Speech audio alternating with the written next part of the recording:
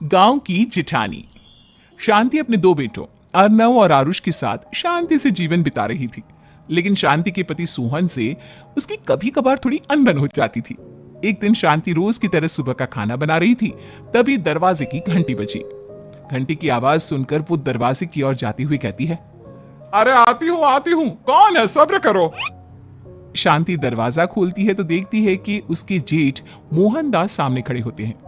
वो सक पकाकर अपना घूंघट करती है और पैर छूकर कहती है, आइए आइए जेठ जी। कैसी हो शांति? जी मैं तो बिल्कुल ठीक हूँ, सब आपकी मेहरबानी है भाई साहब। शांति और मोहनदास की बातें सुनकर शांति का पति सोहन और उसके दोनों बेटे बाहर आ जाते हैं। अरे भैया राम राम, कैसे हो आप? राम राम भाई। अरे शांति, ऐसे खड़ी खड़ी क्या देख रही हो? चाय कॉफी कुछ लेकर आओ, भैया आए हैं। शांति तेजी से रसोई की ओर आगे बढ़ती हुई कहती है, अरे मेरी माँ, गेट खोलने के चक्कर में मेरे तो चावल ही जल गए।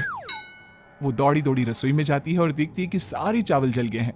वो दोबारा चावल बनाने में लग जाती है। इतने में सोहन आवाज लगाता है, अरे शांति, तुम्हारे चावल का रोना खत्म हो गया हो तो चाय ले आओ।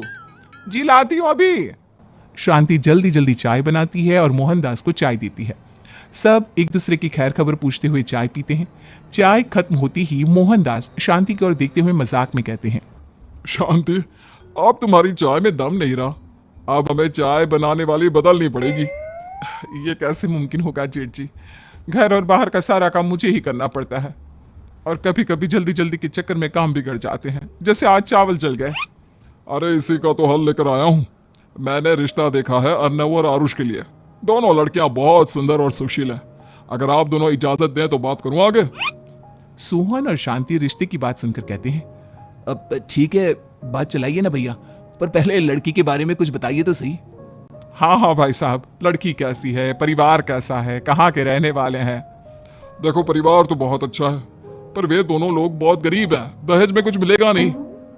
अरे हमें दहेज में कुछ चाहिए भी नहीं, बस लड़की संस्कारी होनी चाहिए।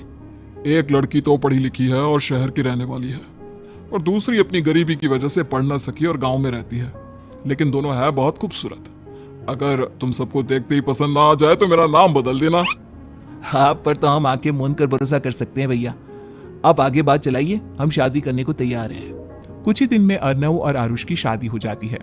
आरुष की शादी अनपढ़ लड़की मंजरी से हो जाती है, जो कि बहुत भोली भी होती है, और अर्नव की शादी पढ़ी लिखी लड़की तनुजा से हो जाती है, जो कि घमंडी और चालू होती है। एक दिन मंजरी घर के काम कर रही थी कि अचानक शांति उसे आवाज लगाती है, बड़ी बहू, ओ बड़ी बहू, मंजरी जल्दी यहाँ आओ।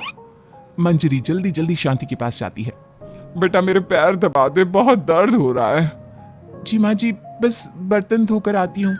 अरे बैठ यहाँ, मेरे पैर में बहुत तेज दर्द हो रहा है, बर्तन छोटी बहू धो लेगी।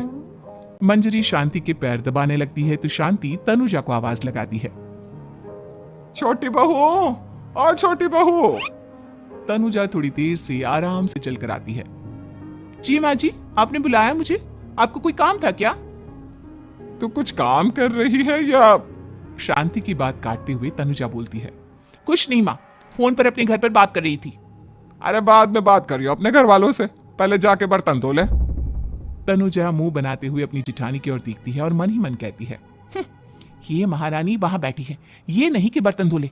मैंने इतनी पढ़ाई बर्तन धोने के लिए की थी क्या? तनुजा दांत पीसकर वहां से चली जाती है। अगले दिन सब दफ्तर चले जाते हैं, तभी डाकिया चिट्ठी लाता है। शांति चिट्ठी लेकर मंजरी से कहती है, बड़ी बहू, जरा छोटी बहू को बुलाना, एक चिट्ठी आई है। मेरी तो आंखें कमजोर है तो मुझसे पढ़ा नहीं जाएगा। मंजरी तनुजा के पास जाकर कहती है, तनुजा तुम्हें माँ जी बुला रही हैं। मुझ पर हुक्म मत चलाओ, काम बताओ काम। अरे मैंने तुम पर कहाँ हुक्म चलाया, और हुक्म चला भी दूंगी तो क्या हुआ, तुम तो मेरी छोटी बहन की तरह हो ना। तुम जैसी अनपढ़ जाहिल और गांव की गवार मेरी बहन नहीं हो सकती। बेचारी मंजरी तनुजा की बात सुनकर अपना सा मुंह लेकर रह गई।